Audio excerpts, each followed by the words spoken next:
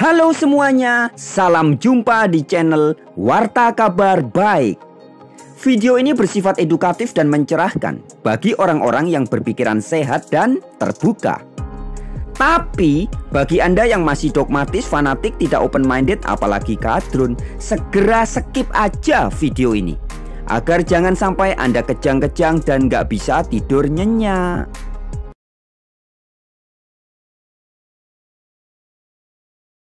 Mengenai bom bunuh diri.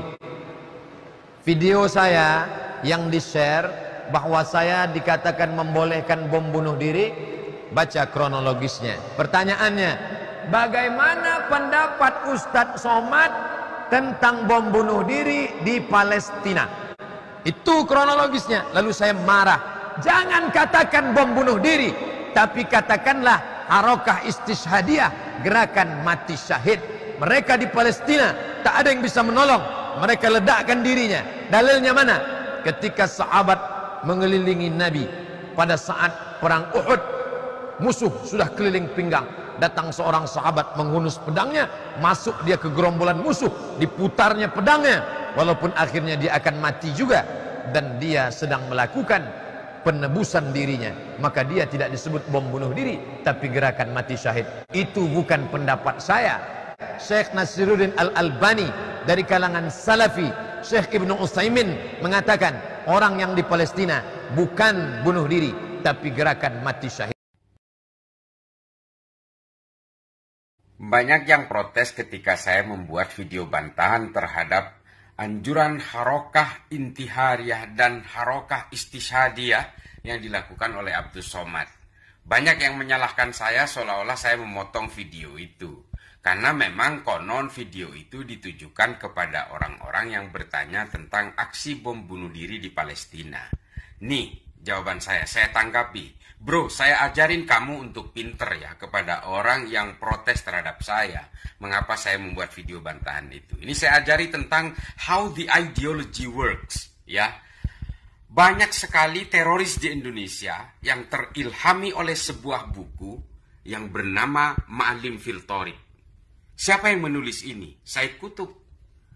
Apa tujuannya Said Qutb membuat Ma'alim fil Thoriq ini? Untuk kebangkitan orang-orang secara politis di Mesir. Dibuat oleh orang Mesir untuk melakukan perlawanan terhadap Presiden Gamal Abdul Nasser. Tapi kemudian Ma'alim fil Thoriq ini mengilhami gerakan-gerakan Ikhwanul Muslimin di Mesir. Kemudian yang kedua adalah ada sebuah kitab yang ditulis oleh Abu Bakar Naji yang bernama Idarat at-Tawahhush. Kitab ini ditujukan kepada kebangkitan-kebangkitan ISIS di Irak dan Suriah. Tapi apa yang terjadi? Dua buku yang sebenarnya ditujukan kepada orang Mesir dan buku yang lain yang ditujukan kepada orang gerakan-gerakan militan yang mengatasnamakan Islam di Irak dan Suriah ini dipakai juga oleh teroris-teroris di Indonesia untuk mempertegas berbagai aksi-aksi kekerasannya. Ini orang-orang yang tidak terima karena saya membantah video UAS dan melawan videonya UAS ini, saya ajarkan bagaimana ideologi itu bekerja. Ma'alim fil Thoriq ini dibuat di Mesir, ditujukan untuk kebangkitan politik-politik Mesir melawan Gamal Abdul Nasser, presiden Mesir ketika itu. Idarat at-Tawahhush dibuat bagi orang-orang Wahabi di Irak dan Suriah, orang-orang Wahabi di Pakistan dan di Afghanistan. Tapi kemudian rujukan itu dipakai di Indonesia oleh kelompok-kelompok teror di Indonesia, oleh pelaku-pelaku bom bunuh diri di Indonesia. Para pendukungnya Abdul Somad banyak yang mengatakan membela diri dengan mengatakan satu itu video lama, yang kedua itu video potongan, yang ketiga itu bukan konteks Indonesia, katanya begitu. Saya tanggapi yang pertama, video lama atau baru nggak ada masalah bro. Apa bedanya? Lamanya videonya Abdul Somad berapa sih? Paling 2-3 tahun atau 4 tahun yang lalu. Masih lama mana dengan fatwa-fatwa ulama yang terdokumentasikan, tertulis di kitab-kitab yang menjadi rujukan umat Islam hari ini? Ya, jelas. Memang kalau lama kemudian nggak berlaku. Kalau begitu kitab-kitab kuning, kitab-kitab agama Islam, karangan-karangan ulama masa lalu sudah nggak berlaku gitu apa?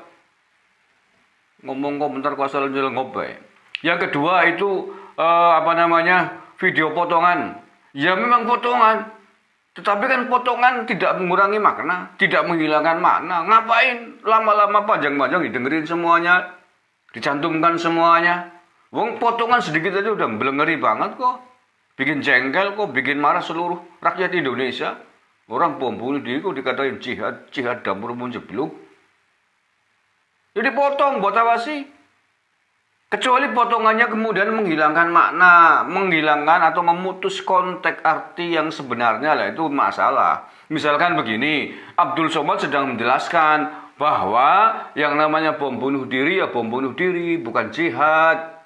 Dia kemudian mencontohkan ada ulama lain atau orang berpendapat bahwa bom bunuh diri dikatakan sebagai jihad. Lah kemudian itu dipotong. Potongan yang menjelaskan sebenarnya tidak dicantumkan, seolah-olah Abdul Somad mengatakan bahwa bom bunuh diri bukan jihad. Lah itu masalah. Ngop kadrun. Tetapi bahwa itu memang potongan adanya tidak menghilangkan makna, tidak menghilangkan konteks makna maksud dari Abdul Somad. Memang begitu, dia berpendapat begitu. Ya. Dua, jelas orang itu kampleng orang kena. Yang ketiga, dia mengatakan itu bukan konteks Indonesia. Bukan konteks Indonesia bagaimana? Dia ngomong PKI kok. PKI sih singkatan apa? Partai Komunis Indonesia. Nah, kalau konteksnya PKI apa bukan Indonesia? Serambang ya. Ngeles maning. Ya sudah jelas kan? Oke, yang terakhir. Kalau Abdul Somad merasa bersalah bahwa itu tidak benar, ya sudah, secepatnya bikin klarifikasi, minta maaf kepada seluruh rakyat Indonesia bahwa saya dulu pernah mengatakan begini-begini sebagaimana di video tersebut yang viral. Anulir, ralat, minta maaf. Saya bertobat atas kekhilafan saya. Mohon maaf yang sebesar-besarnya bla bla bla bla. Mohon dicabut. Sudah selesai. Tapi sampai detik ini hari apa nih? Hari Jumat tanggal berapa nih? Sebut tanggal berapa? Belum ada permintaan maaf dari Somad atas viralnya video itu. Artinya apa? Dia membenarkan, dia setuju, memang itu pendapatnya. Paham Drun? Ya, aja ngeles maning. Wong kok gunane ngeles. Orang salah dibelain. Dia memang pendapatnya sangat berbahaya, provokasi umat, seolah-olah ngebom bunuh diri bukan sebagai sebuah kejahatan, bukan sebagai sebuah tindak pidana. Seolah-olah itu adalah jihad membela agama. Oh, jihad dengkulmu waktos.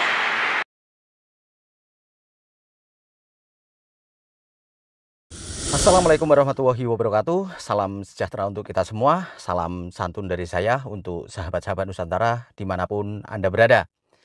Sebelum video ini saya lanjut, mari kita sama-sama simak video dari Dajjal Prematur Bani Kadrun yang coba-coba menyerang Gus Islah Bahrawi karena menentang ceramah Somad yang menghalalkan pelaku bom bunuh diri. Mari kita simak video narasi Dajjal Prematur berikut ini. Hai, si Islah Bahrawi atau siapa itu ya? Yang ketika ada kejadian bom di Angsana, Bandung, kemudian dia menyalahkan Ustadz Abdul Somad karena ceramahnya, karena fatwanya, katanya seperti itu. Katanya fatwanya Abdul Somad ini akhirnya membuat orang berbuat demikian. Wahai si Islah Bahrawi, kalaulah betul yang kamu ucapkan bahwa fatwa dari Ustadz Abdul Somad diikuti oleh pengikutnya, niscaya selesai Indonesia, habis, dibom semua gitu loh. Saya menduga manusia ini adalah Bani Kadrun yang berafiliasi dengan kelompok-kelompok teroris. Apa alasan Kadrun satu ini tidak terima dengan Gus Islah Bahrawi yang menentang fatwa dan ceramah-ceramah Somad yang menghalalkan orang untuk melakukan bom bunuh diri? Jangan-jangan Dajjal Prematur ini adalah seorang teroris. Dajjal Prematur ini mengatakan Indonesia aman-aman saja. Padahal di depan matanya baru saja ada aksi bom bunuh diri. Bahkan dengan enaknya Dajjal prematur ini mengatakan jika pengikut Somad betul-betul mengikuti fatwa dari Somad, maka Indonesia akan habis. Hei bajingan, saya kasih tahu Anda ya, sebelum gerombolan kalian hancurkan Indonesia, kami rakyat Indonesia yang akan terlebih dahulu menghancurkan gerombolan kalian.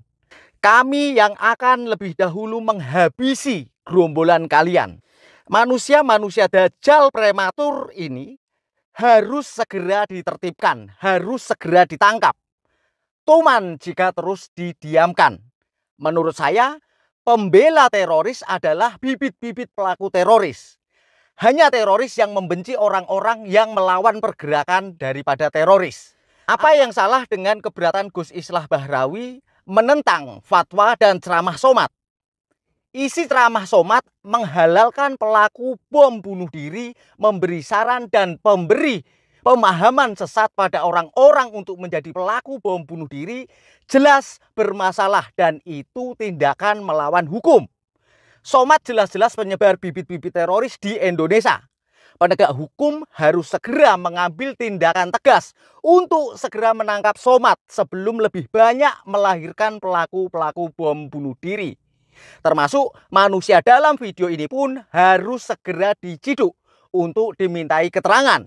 Tangkap, mintai keterangan mengapa keberatan dengan Gus Islah Bahrawi yang melawan pergerakan teroris. Jangan-jangan Dajjal prematur ini betul-betul seorang teroris. Sampah-sampah yang membenci orang-orang yang melawan tindak teroris bisa kita duga dia ada kaitannya dengan jaringan teroris. Pihak kepolisian harus segera menangkap Dajjal prematur dalam video itu. Jangan biarkan bibit-bibit teroris bebas koar-koar menyalahkan orang-orang yang melawan pergerakan teroris. Jangan biarkan bibit-bibit teroris tumbuh di Indonesia. Tangkap Somad dan pengikutnya sebelum Indonesia mereka hancurkan.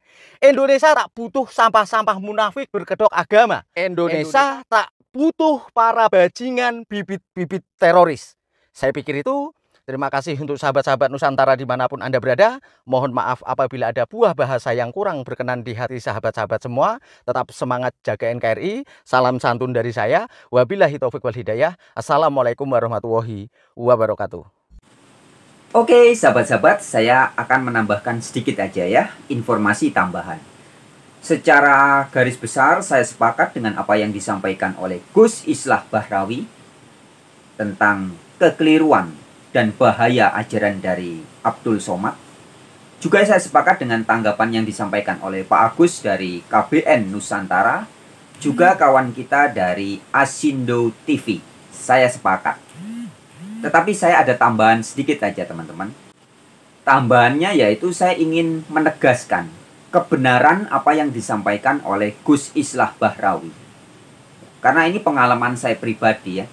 Saya pernah belasan tahun yang lalu di Jakarta, di Semarang, dan di Jogja ya. Saya bertemu, berjumpa, dan ngobrol-ngobrol bukan sekali dua kali, tapi sempat berbulan-bulan, mungkin hampir 1 tahun lebih malah ya. Saya sempat berkomunikasi dengan orang-orang yang bisa kita sebut sebagai kaum radikal ya. Mereka adalah pecahan dari kelompok N11 atau NII ya, Negara Islam Indonesia. Nah, bagi kelompok-kelompok yang radikal dan anti Pancasila ini, jelas sekali seperti sebagaimana disampaikan oleh Gus Islah Bahrawi tadi, jika menurut Abdul Somad diperbolehkan bom bunuh diri bukan di Indonesia ya, di Palestina atau di mana sana ya.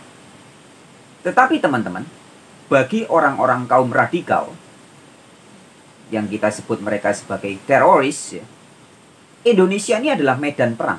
Jadi jangan salah. Bagi mereka, kelompok-kelompok radikalis itu, Indonesia ini benar-benar medan perang. Perang apa? Perang yang ada di Indonesia ini memang belum perang secara fisik. Tapi bagi mereka, ini adalah perang ideologi. Dan bagi mereka, perang ideologi ini lebih bahaya daripada perang fisik. Itu sebabnya jangan heran jika kelompok-kelompok radikal yang kita sebut sebagai teroris ini, mereka terus bisa meledakkan diri, ngebom di sana-sini, terus melakukan perlawanan terhadap Pancasila, terhadap pemerintah, terhadap polisi, terhadap negara. Karena bagi mereka ini situasi sedang perang. Nah, saya mendapatkan informasi ini langsung dari para simpatisan-simpatisan mereka ya, beberapa belas tahun yang lalu. Baik di Jogja, di Semarang maupun di Jakarta. Bahwa Indonesia ini adalah medan perang. Itu sebabnya alasan mereka Indonesia ini boleh untuk dibom, dihancurkan, dan Pancasila adalah togut yang harus disingkirkan dari muka bumi ini. Begitu pandangan mereka. Oke, itu aja tambahan dari saya. Terima kasih.